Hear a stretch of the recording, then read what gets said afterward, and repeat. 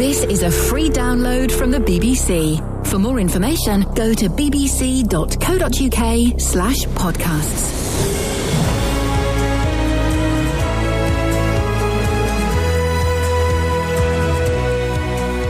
Hello, dear listener. This is Iain Lee from BBC Three Counties Radio. Thank you so much for downloading this episode of my podcast. It comes out every week, and it's the best bits of this week's show. Coming up in this episode... You're talking a load of nonsense that you usually do. And even a bit of this. Oh, no, Paul! Across beds, hearts and bucks. This is BBC Three Counties Radio. Get ready for the most boring 2 weeks of the year. Wimbledon starting. Oh, no, it's so... Dun, dun, dun, dun, dun, dun, dun. Oh, no, that's the cricket. What's the Wimbledon? The Wimbledon's got a theme tune, isn't it? There's a Wimbledon song, isn't there? Dun, dun, dun, dun, dun, dun, dun. No, that's tennis. That's the cricket again. I can't think of what the tennis song is. Tennis has got a song. It's so boring. Basically, for 2 weeks, I won't know what channel Neighbours is on. It just completely screws up with my television viewing. It's dull, it's tedious, it's elitist. Tennis is just for toffs. Even Andy Murray's mum agrees. In The Observer yesterday, Judy Murray, shortage of free courts will keep tennis elitist. Tennis is just for toffs, isn't it? Isn't it, Stephen in Sharnbrook?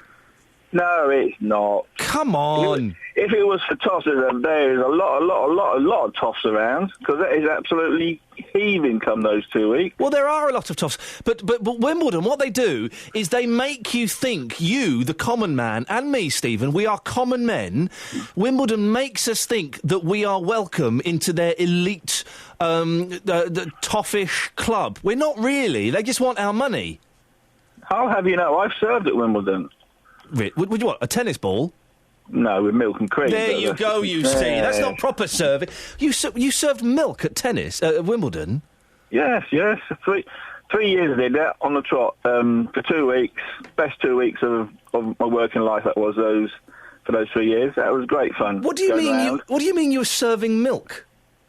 Well, we had the contract to serve them. We used to go in there before all the toffs and us lower class people got in. Yes. And go around all the restaurants and serve them with all their milk and their cream, their yoghurts, their juice, their waters, all sorts. Okay, so you're a milkman? I am. Yeah, okay, well, that's good.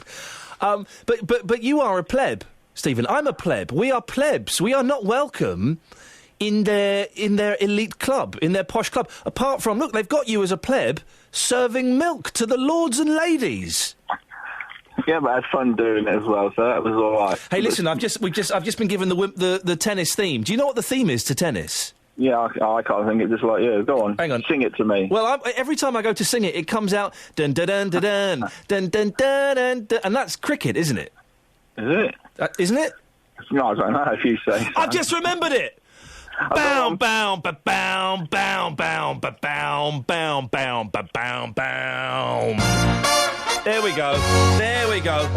Bow, bow, ba bow, bow, ba ba bow, bow, bow, ba. Come on, Stephen. Sing tennis. Bow, bow, bow, bow. Here we go. And the verse. Ba ba bow, tennis. It's for toffs. It's for lords. We're not welcome 'cause we're common. It is just for toffs. You see? It's just even the lyrics to the theme tune tell us we're not welcome in their elite club, Stephen. It's an unbelievable place. Before I went there to work for the 2 weeks, I've heard of Wimbledon, I think that's okay. You go in there, and it is massive huge. It is huge. I went there years ago, and they cram so many tiny little courts into that space, don't they? They do. They've banned people as well from camping outside. Have they? Yeah, but there was a thing that they banned people from camping outside. Health and safety. Oh, health and safety. You can't camp outside Wimbledon. How stupid. People have done it for years and years and years. Yes, I know. But Stephen, lovely to talk to you. Stephen in Sharnbrook there, who he's bought into the myth that tennis is not just for toffs. Of course it is. Even the lyrics to the tennis theme tune tell us it is. On FM, AM, online and digital radio. This is Iain Lee. On BBC Three Counties Radio. Caravans are an absolute nightmare. I hate them. I think anybody that owns them should be sent to the Isle of Wight to live in a tent for the rest of their lives. Well, we got talking about caravans on the show, and I got the excellently named Nikki Nicol from the Caravan Club to come on. I was more interested in her name than what she actually had to say. Nikki Nicol. Good morning, Ian. Oh, we don't want caravans on driveways. They look awful, don't they? Oh, it's just because everybody gets so jealous of caravanners because they know they can go away and have a holiday every Friday. That's all it is. They go and have a holiday in a caravan. Fantastic. But the thing is, we'll get on to the actual holiday aspect in a second, but... You can't honestly say that people enjoy seeing their neighbours' caravans stuck on their driveways, blocking out light, getting dirty, propped up by bricks. They look filthy, they look common. It's awful, isn't it? You've painted a lovely but sadly very inaccurate picture. Correct me, Nikki Nicol. Correct me. No, they're not propped up on bricks. And caravanners, I mean, we love cleaning our caravans. That's one of our happiest pastimes. They're always lovely and gleaming. And, yes, no, we don't keep them on bricks. Are you telling me, Nikki Nicol, I do like saying your name, sorry, you do, don't you? I do, Nikki Nicol. Are you telling me, Nikki Nicol, that there are people out there who always clean their caravans, and that some people do? I've seen filthy caravans on driveways that haven't been touched in years. Oh, it's a generalisation, but on the whole, they are kept very sparkly and shiny. It's just like some people you'll see with a shiny van, and some of them, they're not so shiny. The reason we're talking about this is there is a story in one of the local papers that a councillor possibly has a caravan that's jutting out into the pavement. Now, if that's true, that's inappropriate, isn't it? Is it a mobile home or is it a touring caravan? Is there a difference? Oh, there's a huge difference. Wow. What's the difference? Well, a mobile home is static. Right. Yes, some people sometimes use them in the grounds if they're having work done on their home or extensions built. Touring caravans, which is what the Caravan Club's all about, it's the ones that you hitch up to your car and tow away and go and explore the country. The thing I don't get about those caravans, Nikki Nicol, do you realise that your name is fun to say? Do you say it yourself? I do, actually, and I think I did very well by choosing a lovely man with the surname of Nicol so that I could be Nikki Nicol, yeah. It took you years to find him, but boy, you did, and well done you. But Nikki Nicol, what is the point of towing a caravan? Because if you want to be completely uncomfortable, there are caravan parks where they have caravans already. You don't need to endanger people on the motorway, do you? Oh, Ian, when was the last time you were in a caravan? I can tell you exactly when it was. It would have been 1982. Yes, that was a little while ago now, and things have moved on. They are so luxurious. I mean, the shower in our caravan is actually more powerful than the one that we've got at home. Showers in caravans? When did this happen? And electricity and everything. What? I mean, who would believe it? They're so comfortable and luxurious these days. So I would urge you to go and have a look at a modern caravan. How many times have you nipped out of your caravan to have a wee, possibly using a she-wee, and you've bashed your shins on the tow bar? Never, because I use the on-board facilities. There's a toilet on a caravan now. You really need to come and have a look at a new caravan here. This is insane. Genuinely, I'm staggered by all of this. Everything. Fixed beds, full-size fridge freezers, 4-ring cookers, ovens. People go away at Christmas and cook their turkeys in them. Lovely bathrooms. All the facilities. If you haven't been in there for like 300 years, you need to go and see a modern one. I feel so sorry for the sad people that go and have Christmas dinner in a caravan. It's fantastic. It's a very, very sociable time. Nikki Nicol, who changes and empties the toilet on your caravan? It's me. Yeah, you go, you see. Now, there's no glamour there, is there? But, it has to be done. Well, exactly. Whereas if I go and stay, even if I go and stay in a three-star hotel, which is the minimum I would stay in, I don't need to empty the toilets. It does it itself. I know, but also you're stuck there. You can't change. If the weather's not good, you can't just hitch up your 3-star accommodation and tow it somewhere else. With a caravan, you can go and explore. You can stay in places that you could not stay anywhere else unless you had a caravan. Caravan parks. In Longleat, you can go to sleep, yes, at the caravan site, at Longleat and go to sleep hearing the lions roar. Now, you couldn't do that in a hotel, could you, Ian? Well, possibly not, with good reason. So, Nicky Nicole, I'm guessing you disagree with me today when I say that we should ban caravans. Yes. Well, so far you want to ban caravans and Wimbledon. What else is on your hit list? Oh, don't worry. I've got a long list. I'm a very grumpy man. Nicky Nicole, you've been a good sport. Thanks for coming on this morning. Thanks, Nice Ian. to talk to you. It's Nicky Nicole from the Caravan Club. Well, I want to hear from you, dear listener. Can you try and sell caravans? Wasn't she nice? Can you try and sell caravans to me? Not literally. I'm not in the market for buying one. But do you use one? I am surprised. 6 beds. That was the fun, wasn't it, in the 80s, of going on a caravan, is finding where the bed... Well, it said there's 4 beds in here. Where's the bed? Oh, I think there's one under the dining table. On FM, AM, online and digital radio. This is Iain Lee. On BBC Three Counties Radio. That's the latest news and sport. I'll be back with more at 7 o'clock. She's a part-time lady. She comes in when she wants to. Hey, I fancy taking 3 days off, so that's exactly what I'm gonna do. I'm Catherine Boyle, part-time lady. She's a part-time... Let you interrupt any time you want. She's a part-time... You're not going to interrupt, are you? No, you can finish the chorus, repeat to fade. Across beds, hearts and bucks. This is Iain Lee. BBC Three Counties Radio. Another part-timer. He takes 2 weeks off. You forget all studio etiquette. Paul Scoins, when the red light is on... Shepherd's Delight, red light off, let's have a fight. This is Iain Lee, BBC Three Counties. I'm getting a rabbit today, that's why I'm so excited. You're getting a rabbit? Yes, Ollie the cleaner's bringing me her rabbit. Steady. I'll play the song. This is Iain Lee. On BBC Three Counties Radio. Caravans. Hideous, awful, disgusting things. It's 2013. You can get reasonably priced hotels now. You haven't got to tow your hotel on the back of your car. They look awful parked up on people's driveways. They look awful and are dangerous driving along the motorways. If you really want to stay in a caravan, well, caravan parks, guess what? They have caravans. Dave's in Marsh Farm. Morning, Dave. Hello. I'm talking sense, aren't I? You're talking a load of nonsense. Sorry? You're talking a load of nonsense that you usually do. What do you mean by that, Dave? Caravans are awful. Everyone knows that. I've got a caravan. I've had a caravan since the mid-'80s, and we use it near enough every weekend this time of the year, going out collecting money for a deaf children's charity. And it's perfectly clean, as I sent a picture so you can see what it looks like. I've got a picture. I noticed that some of it is covered in a black bin liner. That is a tow bar, so it don't get grease on your trousers when you walk by it. OK. And you think it's acceptable to have something covered in a black bin liner on your driveway? It's not on my driveway, it's in my back garden. No one can get to it, no one can see it. OK. And how do you get it out of your back garden? Under a big gate. I converted the fence to a double gate. Well, look at you. You're living the dream. But, Dave, what's the benefit of having a caravan?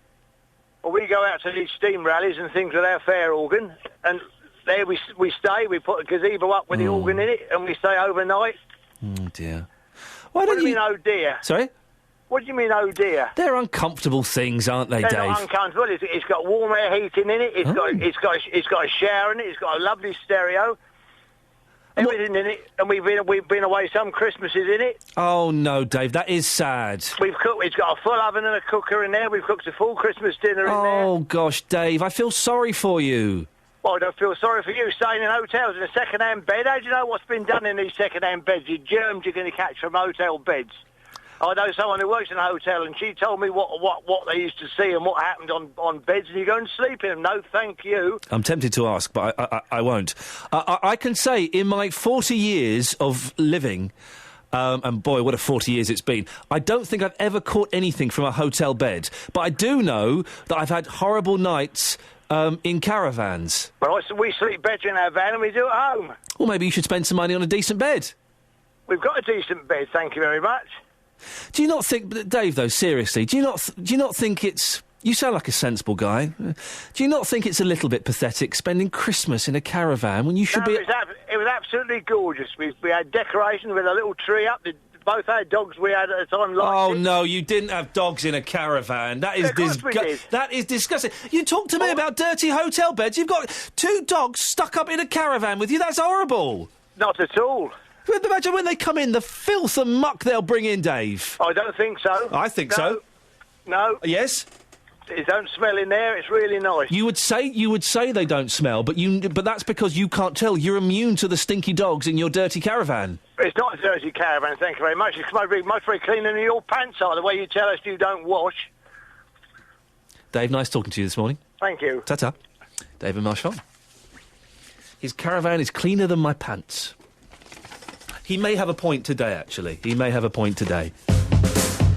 Across beds, hearts and bucks. This is Iain Lee. BBC Three Counties Radio.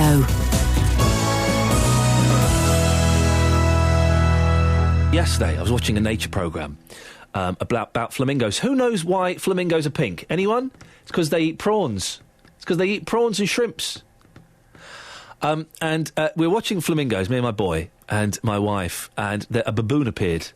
And I said to my wife, are you sure you want the 3-year-old to watch this? She said, why? There's a baboon has appeared and there are thousands of flamingos. I know how this is going to end. No, it'll be fine. He's 3.5. He needs to learn about this stuff. This baboon steamed towards the flamingos, grabbed them. Oh, it was awful. It was a massacre.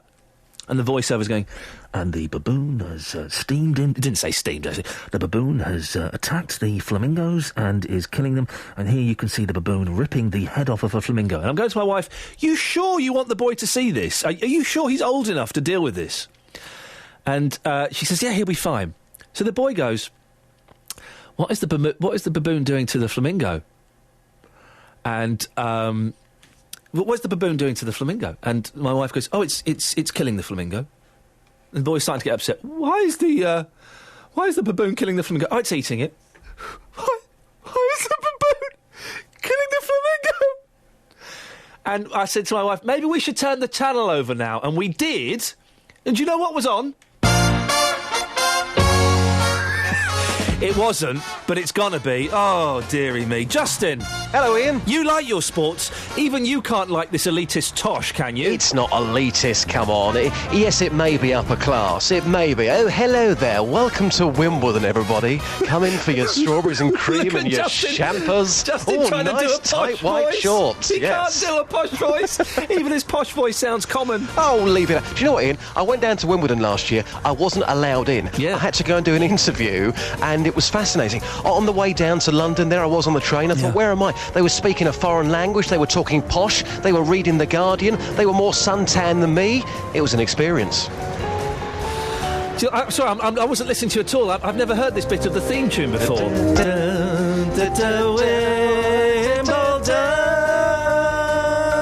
we go. In your tight white shorts. Wimbledon, it's Wimbledon, it's tennis for the toffs. It is really dull. What channel is Neighbours on tonight? Channel 5, Channel 5. They bought it a few years ago. Anyway, you've been out and about. Sorry. I really enjoyed that. I enjoyed that, Justin. We should sing the Wimbledon theme more often. But Let's maybe go. I tell you what, this is a great idea. Let's go to the BBC and say, look, OK, we know it's a bit boring. We know the theme tune's been there for years. Why don't we put some vocals on there and just watch the audience come in? We can double the audience for this. You're so old-fashioned. Let's go and put some vocals on there, guys.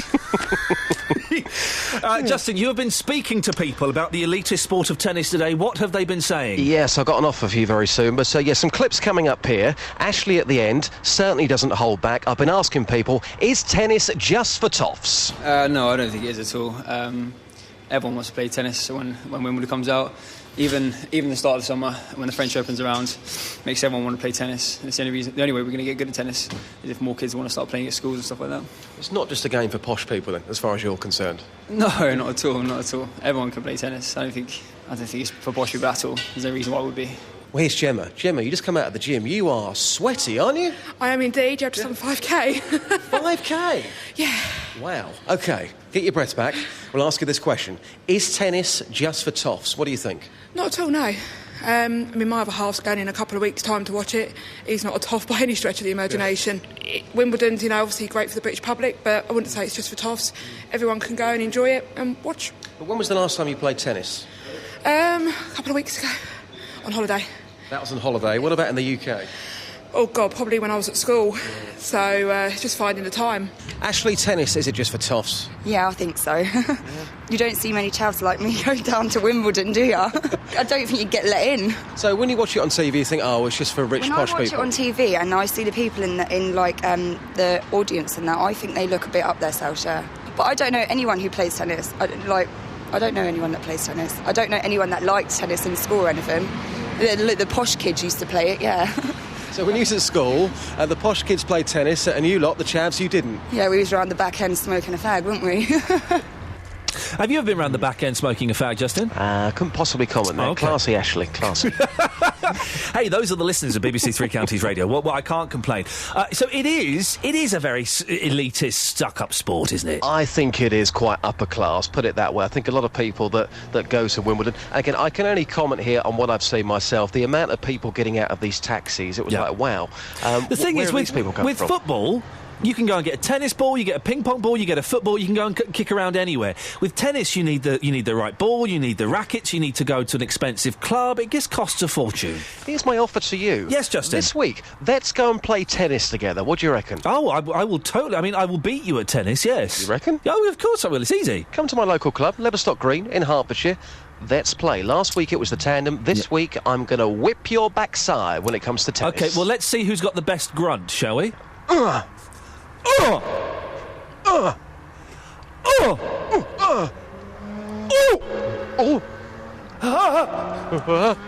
we go. I think we've got it. Excellent. Justin was doing the women's grunts, I was doing the men's. OK, fine. That's a deal, sir. OK, let's do it. Thanks, Ian. Ta-ta. There we go. It's, why have I said yes to that? Oh, that's stupid nonsense. That's going to be Nick Dealey playing tennis. On FM, AM, online and digital radio. This is Iain Lee. On BBC Three Counties Radio.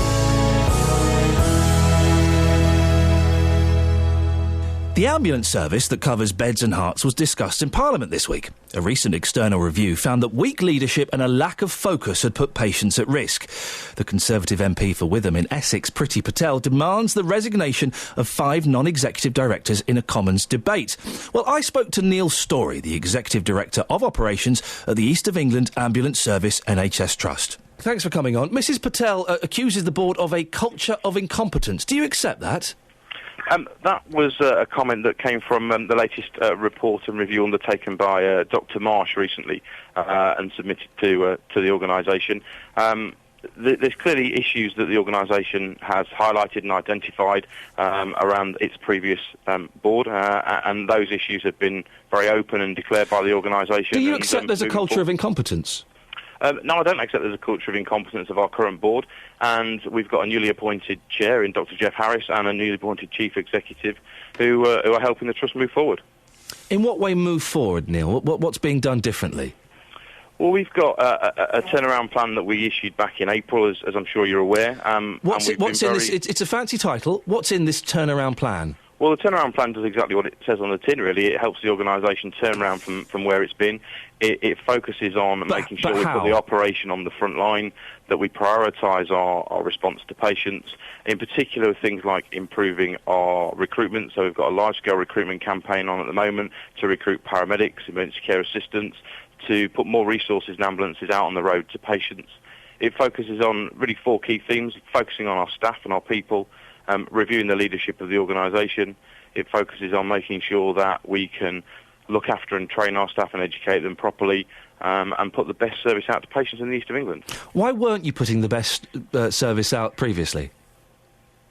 This refocuses the organisation, and I think there's been an issue of focus historically about making sure that we prioritise the right things, and organisationally that's a place where we are into now. But why weren't you putting out the best service previously? There's a number of challenges with that. It's certainly an issue of level of resources. From my perspective as the operations director, getting the right number of ambulances on the street to patients is absolutely essential. And clearly with a big organisation there are lots of things to focus on, but that resource level, those numbers of ambulances in the right place at the right time for patients is essential. So you're saying that the reason you weren't achieving, weren't being as good as you possibly could have been in the past is purely resources, finances? It's certainly about a level of resources. It's a big. It's not down to bad It's not down to bad leadership. It's not down to people being incompetent. It's purely down to resources. Is that what you're saying? Certainly, looking forward, our main focus is let's look back. Let's look back at what went wrong. Are you saying that the reason you weren't delivering the best service you could, and there were failings in the service, is not because of leadership, not because of people? It was purely down to resources. No, that's not what I was saying. It's been clear from our reviews that we've had, and clear from the people that have come in to look at the organisation, that there were a mix of issues. We've been very open about you've mentioned resources. You've mentioned resources. What were the other issues, Neil? Well, the things that we've addressed in our turnaround plan. So around leadership, as you've mentioned. So there was a problem with leadership. Absolutely, and that's been addressed. And as I say, we've got a newly appointed chief executive and chair of the organisation. And I think, we can spend a lot of time looking backwards about why things went wrong. Well, we need to look backwards, don't we, Neil? We do need to look backwards to learn from the mistakes, don't we? It's important to learn from the mistakes so that we don't repeat them moving forward, absolutely. But my priority, my focus, the focus of this board and this team is to look forward and to focus on the issues to improve this service and turn it round. But you can only improve the service by looking at what went wrong, can't you? That's the thing. The report did find that weak leadership and a lack of focus put patients' lives at risk. And that's, as I said already, has been addressed and been How have you openly addressed it? acknowledged. A lack of focus put patients' lives at risk. Weak leadership put patients' lives at risk. The job of our new chief exec and our chair is to absolutely review the board membership and make sure that they're comfortable that they've got the right level of skills and capability to lead the trust forward at the board level. What's happening with the 5 people who've been named? Are they going to keep their positions? That's not for me to comment on that. As I said earlier, would you like them to keep their positions? Do you think they're competent? It's not about whether I would like them to keep their positions or not. As I've mentioned, the chair... You're the executive director of operations at the East of England Ambulance Service. Do you think those 5 people should keep their positions?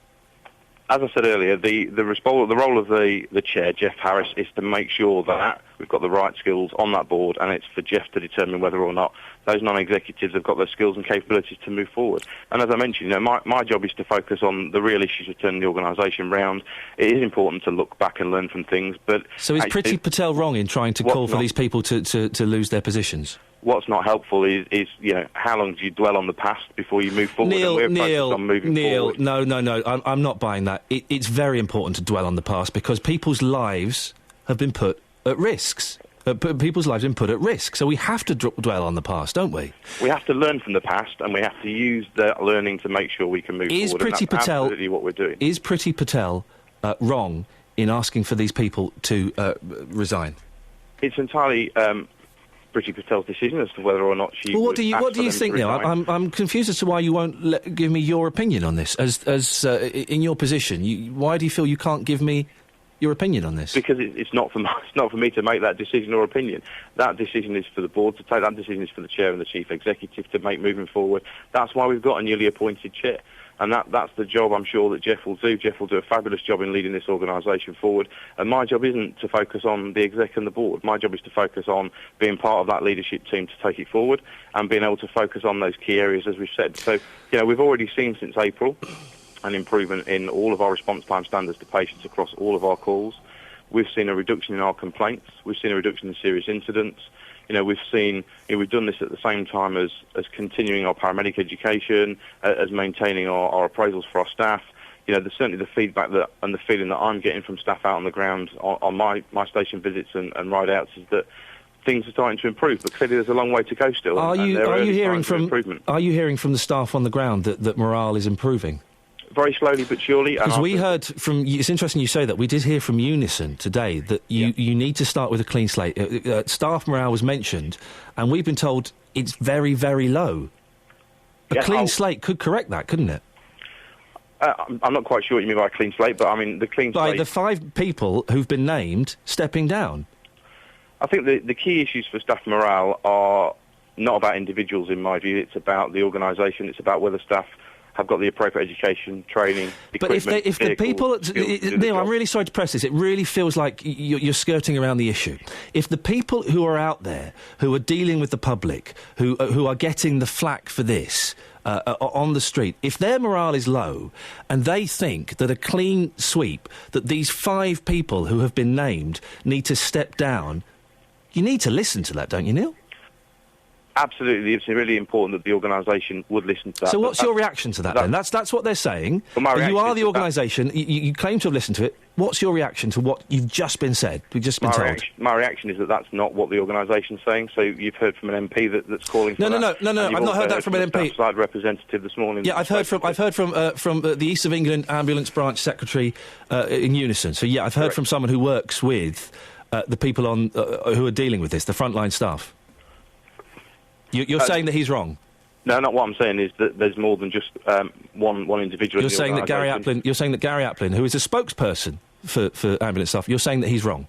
I'm saying that Gary's entitled to his opinion. But it's not his opinion, it's the opinion of the people he represents, isn't it? So are you saying that Gary Applin from Unison is wrong? No, I'm saying that my experience from talking to our staff that I've spoken to recently is that their focus is on the key issue of the organisation. Their focus is on whether or not they're getting their training.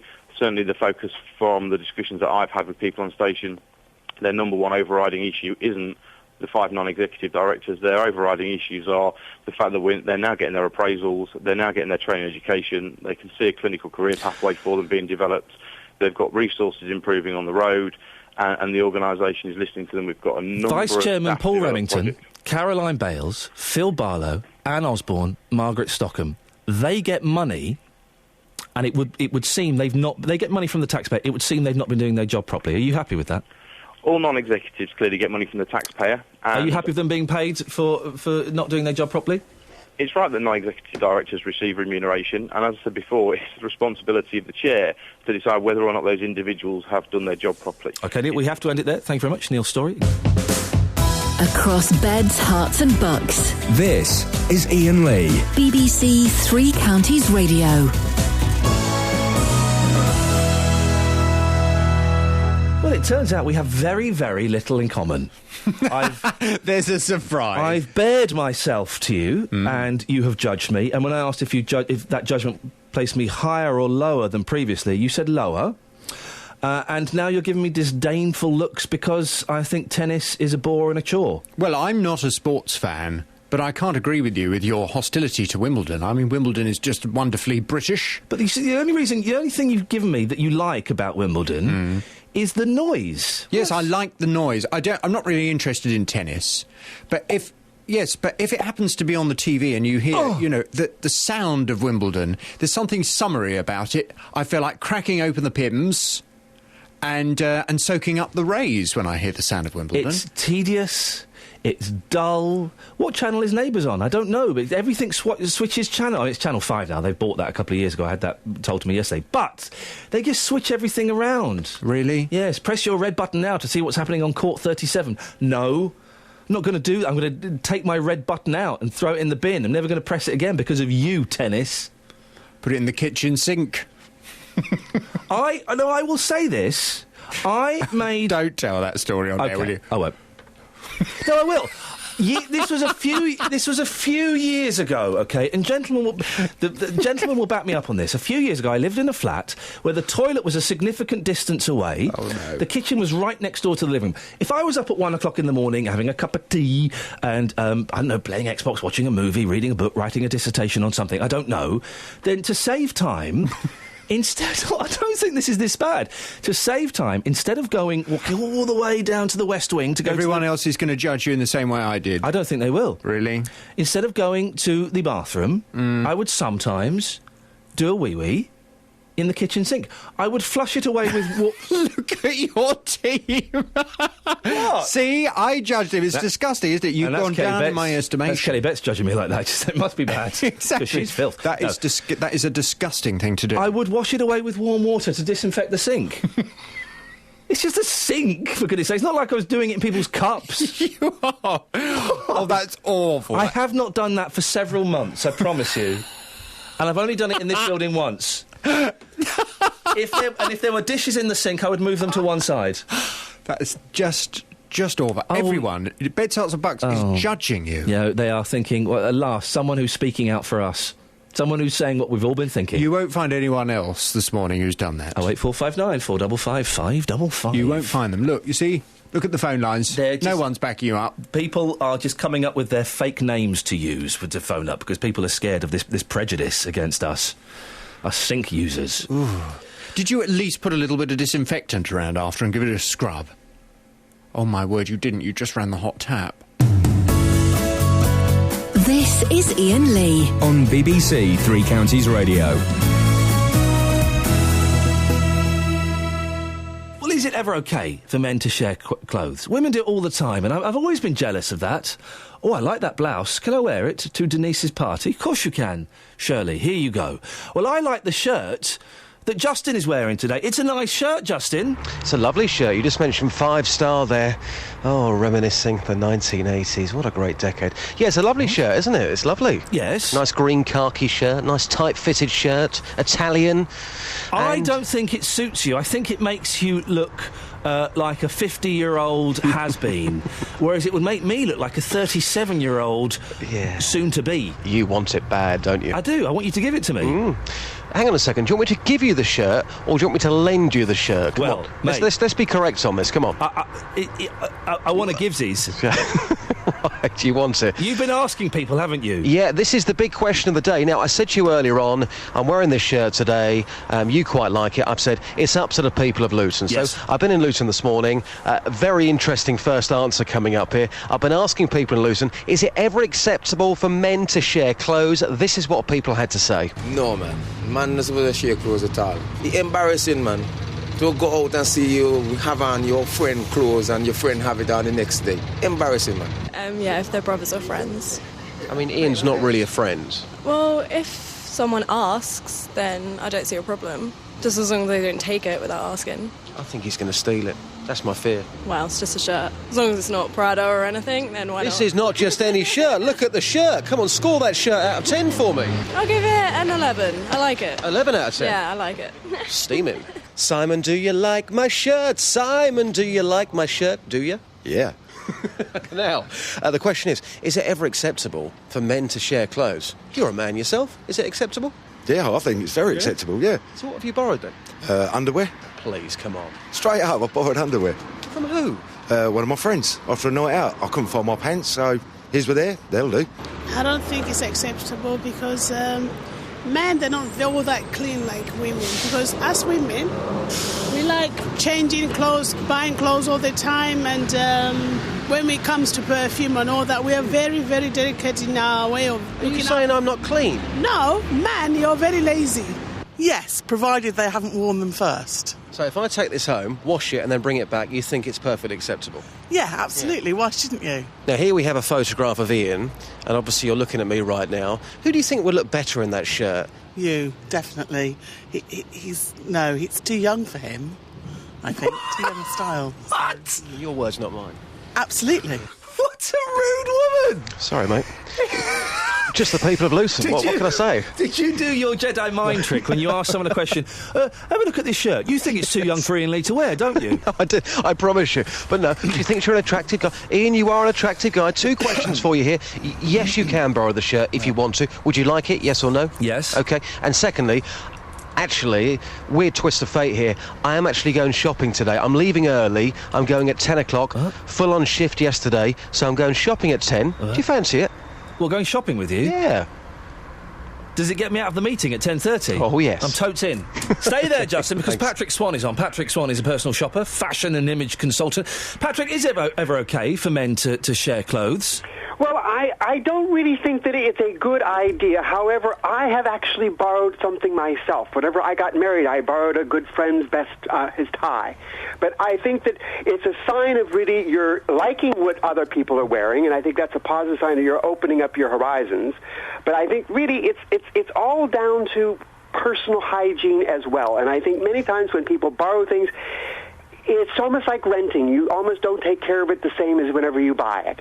But women share clothes all the time, Patrick. It doesn't seem fair that they can get away with it and we can't. Well, but many women that I speak to who do have people who share their clothes, they always complain to me, that's why they go shopping with me, is that really people don't take care of their clothes. So women don't take care of each other's clothes as well? That's correct.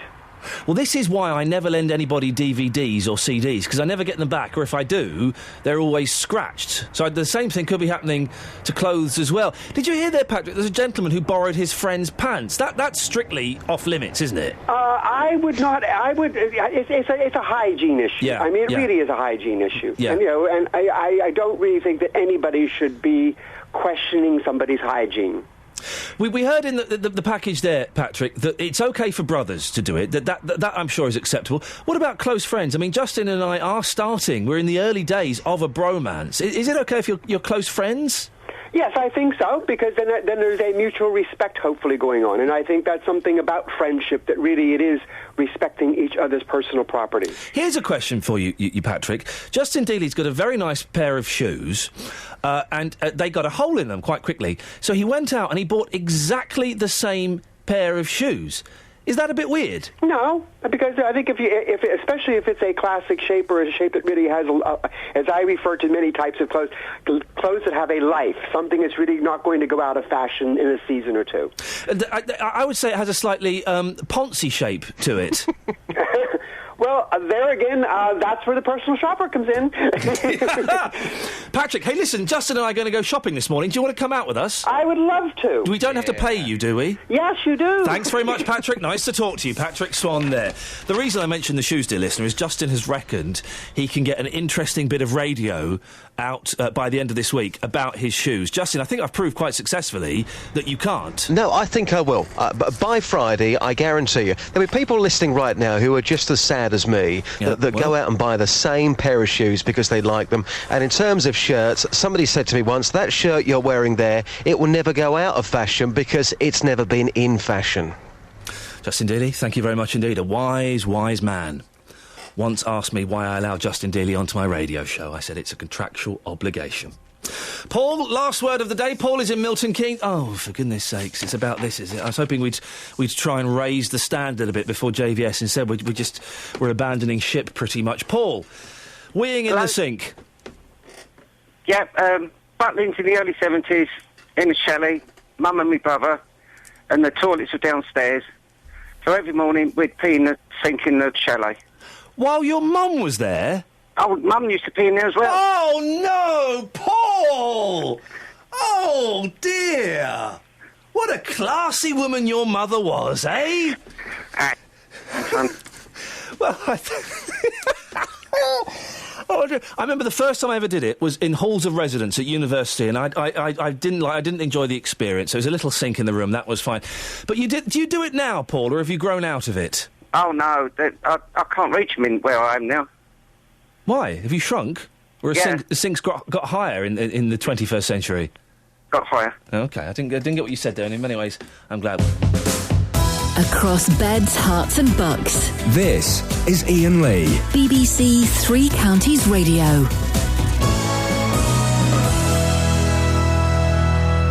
You're listening to the Iain Lee podcast from BBC Three Counties Radio. I'm joined by Justin Dealey. Justin. Hi. I've noticed that this week's podcast and a lot of the other podcasts, there's been a lot of you in there, very Dealey heavy. Yeah. Why is that? Because I'm good. Yeah, it's not because of that. Next week's podcast, can you just not be in it? Yeah, OK. Thanks you very sure? much. Yeah, I'm sure. Positive? Yeah, in fact, you're in it now in this bit. Do you want my shirt or not? For goodness sakes, let's just get on with the podcast. On FM, AM, online and digital radio.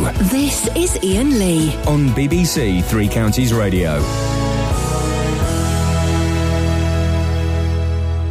The Chancellor, George Osborne, announced as a part of the spending review this week that people will need to speak English to the same standard as a 9-year-old in order to claim the full amount of benefits. The MP for South West Bedfordshire, Andrew Selous, tweeted his support for the announcement, but spelt the word learn wrong. So we got him on the show to ask about the policy. Andrew, why is this a good idea? Well, first of all, good morning. Thanks for having me on. I think most taxpayers who pay for the welfare system would think that it was absolutely right that if they're going to pay money towards looking after someone while they're out of work, that person should be able to speak English, because you need English in order to be able to find a job and get into work. The other aspect as well is I don't want there to be any closed shops, as it were, where the workforce just speaks a foreign language. And a couple of years ago, a lady from Leighton Buzzard contacted me to complain about an advert in Leighton Buzzard for picker-packers on the minimum wage, and the requirement was you had to speak Polish. Well, that really made my blood boil, and I got the advert stopped, and I raised it in Parliament. But it is really, really important that all jobs are open to people who speak English. I don't want any places of work, warehouses or factories or any place of work where English isn't spoken. Well, of course, that does make sense, that you can't exclude people who don't speak English. But is it not a little bit unfair to say you have to speak English to claim your benefits? No, I think it's entirely fair and reasonable to say that you should be taking steps in order to help get you back to work, to be able to speak English to an acceptable standard, so you can understand what your boss is asking you to do, what your colleagues are asking you to do. I mean, how is it possible to find work and stay in work if you don't speak English? Well, supposing you I mean, isn't this blindingly obvious? I would suggest, Andrew, that it is possible. For example, if you are a native Urdu or Hindi speaker, you don't speak English, you could still find work where your employer would speak Urdu or Hindi. Yeah, but how restrictive is that? I mean, that really is a route to ghettoisation. Is that really the sort of country that we want? No, it's not, is it? Because that supposing, I'm generalising, supposing I'm an Indian gentleman, I own an Indian restaurant, I speak Urdu, I could employ English speakers, and I could employ people who only speak Urdu. Yeah, but what about when your customers come in? I mean, I'm sorry, if they're working in the kitchen, doesn't matter, does it? Well, yeah, but, what about community cohesion? What about us being one country where we can all understand each other? Well, that's a different thing, isn't it? Look, this is taxpayers, paying money in order for people to find work. And I think it is reasonable that we should expect job seekers to take proper steps in order to try and help them find work. And I'm sorry, but I really do think that speaking English to a basic standard or trying to learn to speak English should be a requirement for people to be paid in order to get their job seekers allowance. Andrew, you did give the whole of the internet a bit of a giggle yesterday. Hands up, I believe in proper spelling. I left out an R. I was wrong. The irony of tweeting about how people should be learning to speak English. For those who missed it, you did tweet that you strongly support the loss of benefits unless claimants learn English. I left out an R. I'm sorry. I should have checked it. Hands up. I got it wrong. I believe in correct spelling. I've raised the issue of spelling quite often, particularly schools who won't correct people's spelling. So I was very pleased that other people corrected me. I stand corrected. I believe in proper spelling. You deleted the tweet, Andrew. Why did you do that? Well, because it was incorrect. I mean, but I've come on your programme to talk about it now. I'm not resigning from the issue. No. I think it's an important issue because I want to be a nation where we all get on, we can all understand each other. We're not living in separate worlds where we don't speak each other's languages, and I think that the broad mass of taxpayers who pay for the welfare system would think that was right and proper. And will you be having someone proofreading your tweets from now on, Andrew? I will take more care. I'm very sorry I got it wrong. Andrew Selous, thank you very much indeed. This is Iain Lee on BBC Three Counties Radio. That was the Best of Iain Lee podcast from BBC Three Counties Radio. Don't forget, you can listen to the whole show on Listen Again BBC iPlayer. In fact, you don't even need to listen to it. Just go and click it and turn it on. It, all looks good on the figures. If you've downloaded this from a podcast service such as iTunes, nice comments will be greatly appreciated. We might even read some of them out on air. Or leave a nice 5-star review. Don't forget, I'm on every weekday morning between 6 and 9 on BBC Three Counties Radio. Until next time, ta-ta! Thanks for listening to this free download from BBC Three Counties Radio, your local radio station for beds, hearts and bucks, on FM, AM, digital radio, and online at bbc.co.uk/3counties.